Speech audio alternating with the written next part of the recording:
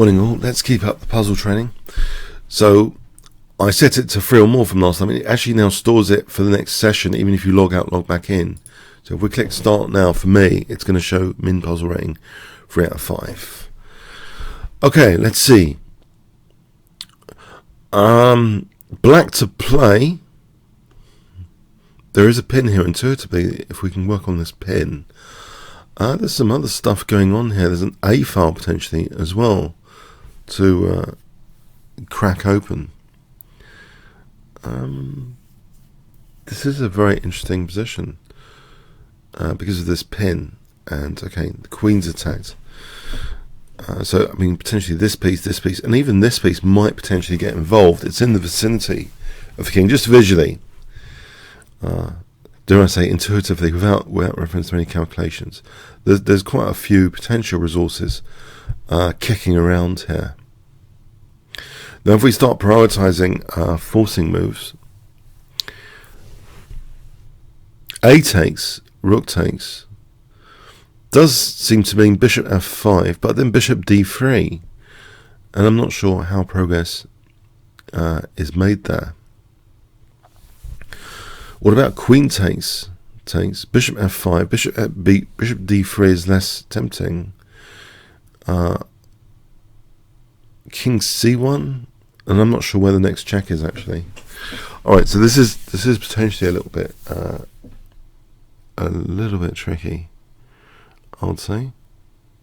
What do we want to actually do here?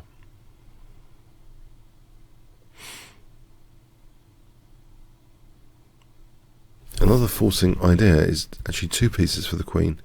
Queen takes here, bishop f5. Now bishop d3 is not that tempting. I mean, we can just take it and still check. Now let's imagine king a1, then A takes, and it's a pretty dangerous position. If things like knight b3 are almost mating, that is a pretty dangerous position. Is that worth it for the material? Let's actually evaluate the material difference here after queen takes, the check, and A takes. 2 rooks, bishop and knight. I think that is pretty dangerous. I'm going to check this out. Right. I think the check activates black's pieces. Now the forcing moves here, knight b3, knight d, they don't seem to do anything. A takes is just simply dangerous. I think the same actually on king a1. I think actually the point here is there will be rook takes a2 and rook a8, kind of mating. So this, I think, is simply very, very dangerous. Okay, now here, so the knight's attacked. Rook takes a2, queen takes, check, king d2. Anything stronger? Knight b3 check, takes, check, king d2. Well, actually, doesn't that actually win the queen back?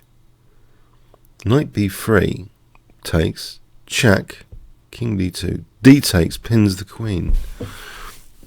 And I think black is good there, because this will be checked, so the bishop is also pinned. I think I'm going to go for this. No, hang on, there's a flaw in that. There's a flaw that the rook's hanging. But if we play knight b3 and d takes, then that's better. The rook's not hanging. Queen takes, rook a1 is mate. Maybe that is the way to play it. One way of playing it. Let's have a quick look. No. Okay, there's a more effective, running out of time though. There's a more effective way of playing this.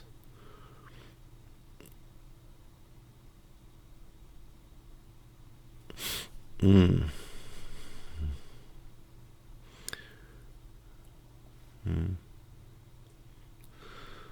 wonder if simply b6. So So it's definitely not knight b3, right? No. Okay, I'm starting to guess again. Guessitis has hit because I can't immediately see, and I'm running out of time. Knight e6. No, b3. No. Okay, I got so far, but it's very difficult to actually see in time the whole sequence. Let's have a look. So I think the point is here that on king a1, I think AB rook takes a2 will be found. Just show that. I think the threat here is rook takes here. Just to show this, I think like this, we have a mating net, not a waiting net, a mating net. Okay, so there, check. Now here, yeah, it's very dangerous. All right, just rook takes a2, giving up the knight. That's fascinating. Oh, hang on. So that is threatening mate, and if bishop takes c4, well, it's threatening mate. Yes, actually, that's pretty straightforward. Yeah, there. I was running out of time. That's my excuse. Running out of time. But yeah, it looks as though the king is in big trouble here. It's just getting mated because the bishop's cutting across those squares. Okay, I think that was a very, very challenging one. I'm going to give a solid 8-2 actually. Now, who played that? Arshak played, not Tigran against Salov. Okay. And it was actually quite a short game. So let's have a quick look at the game because it was short. Did White venture casting queens and then? Sometimes that is a bit risky. Alright, so White was trying to be clever with knight d5 to get the discovered attack against the queen. But Black just took everything and played that vicious check. And now it's mega dangerous. Yes. This giving up the knight creates the possibility of cutting all the escape squares. Beautiful game from Valery Salov. So Salov actually with the black pieces there. Salov. Beautiful little game. So yeah, it's have a quick look again. It's instructive. A threatening mate on h7. Bit too aggressive because actually his own king safety is severe. He's got really major downsides casting queenside, which are exposed here. Yeah, it's really one of those games that, yeah, pretty crushing and concise it seems. Okay, let's go on to another one.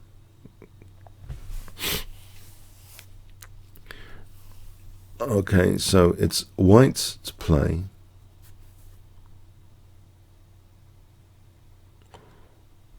Intuitively, it looks as though this is... Oh, there's a check here. Intuitively, we've got to do something about the bishop. But if we could get time, then... If it could all run with check, then it would be amazing. But it doesn't seem to be. It looks as though we should be able to weave something over here. If we play knight f6, there's no other check apart from that taken. Bishop f7 might be interesting. King takes, queen b3 check. There's that bishop's pinned, so actually that makes it a lot more interesting that bishop's pinned here. Now, if king there, then queen g8. It looks as though it's a forcing move. Bishop takes f7. Which satisfies doing something about this bishop, if that's important to do something about the bishop, which it seems to be. Yeah, it looks as though this is fairly clear cut in terms of just forcing move, checking forcing moves. Bishop takes, queen b3. It just looks very strong, actually. It looks as though the queen is heading for g8. I'm going to play this. Yeah. That was much easier than the first. Grizenko against Smith. Let's have a look how that emerged. Just because I think one thing, people sometimes they do loads of puzzles and they apparently don't improve much. But I think if you check out the game, it's like the goodness of the puzzle is how did also the position arise? If we can actually also simulate how to get those positions, then during an actual game, it's going to really help. So this is really great stuff. He used this early H4 against Grunfeld. So it started off classical Grunfeld, but then this H4 business, peeling open that H file, makes everything a lot more vulnerable for black. He neglected then F7, weakness of the last move. In fact, why was that offered? Okay, it was offered anyway, maybe to improve king safety or something, but so if takes, then mating on H8, it doesn't matter about the check there, king G1. So this is really, interesting game. Alright, so next puzzle.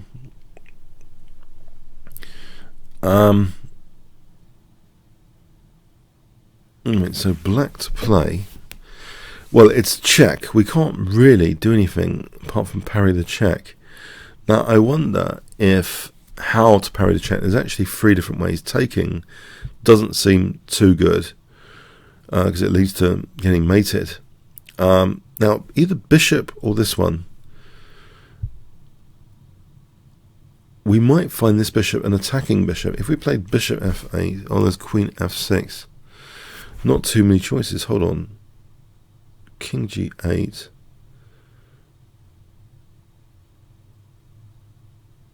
Does that actually rule that bishop out? King g8. I'm not entirely sure, actually. Because the king is holding f8 there. It does seem possible that bishop f8 does seem actually, although it's scary, it does seem actually possible to have that position.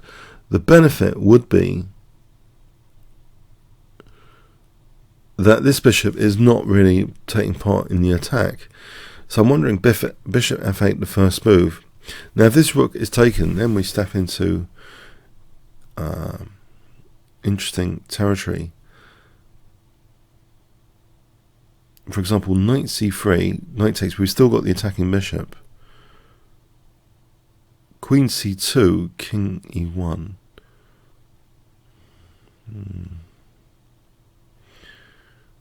Well, I believe the first move is bishop f8.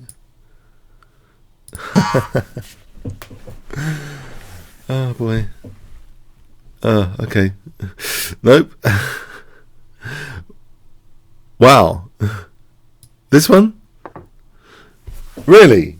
That's counterintuitive. But that's the beauty of chess. It's counter. I thought this bishop might have been relevant. Okay. In one way, I thought it's counterintuitive. Okay, we haven't. This bishop's like blocked in. This bishop's like pinned. It's only the queen and knight here. But they are sufficient. Hold on. There's forcing moves, which really change the picture here. Queen b1. We've got queen c1, dragging the king to d3. Now in that position,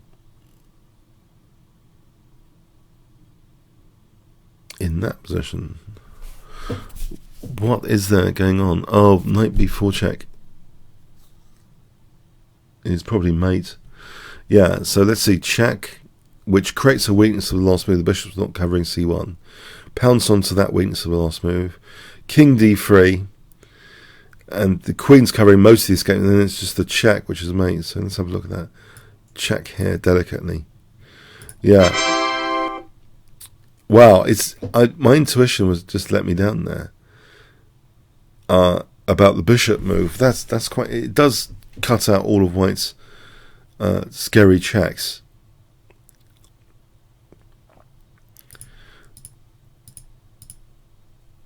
So just to show this one, I think it's queen c1, knight b4. But let's have a look at bishop f8 as well. So I thought that this was the trick about this puzzle, that I thought it was an interesting observation that queen f8, king g8, but maybe it's not. Okay, it's good news that the bishop's like protected, But actually, white has still got another check. I thought it didn't, but actually, check queen e6. And now let's say we want to avoid, then there's more checks. The checks go on, check.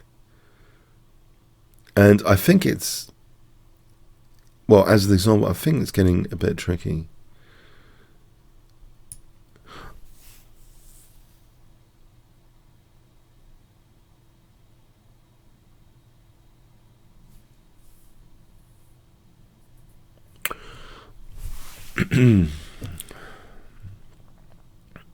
Well, there can be maybe queen f5 here to stop queen b1. Let's have a look in that continuation. All right, yeah. There's no defending b1. If we go with the bishop, how does actually white defend against b1? Is this really the case? Now, if the king tries to escape, then queen b1 again is that bishop d1? Wow. No. I think the point is here. Do we just take this rook at some point? Wow, this is interesting because actually there's rook d1 as well. Maybe king. Okay. Instead of rook takes a8, let's try king e1. This is good that we're only doing 3 puzzles just to examine these positions a little bit in more depth. What would be happening here? Is the king not escaping? The queen's actually protecting the rook. It's fascinating.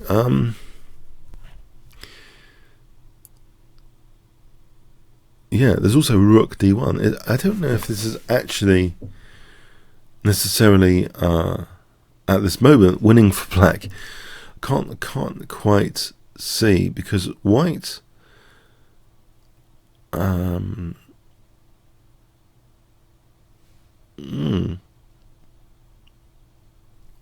would this be winning?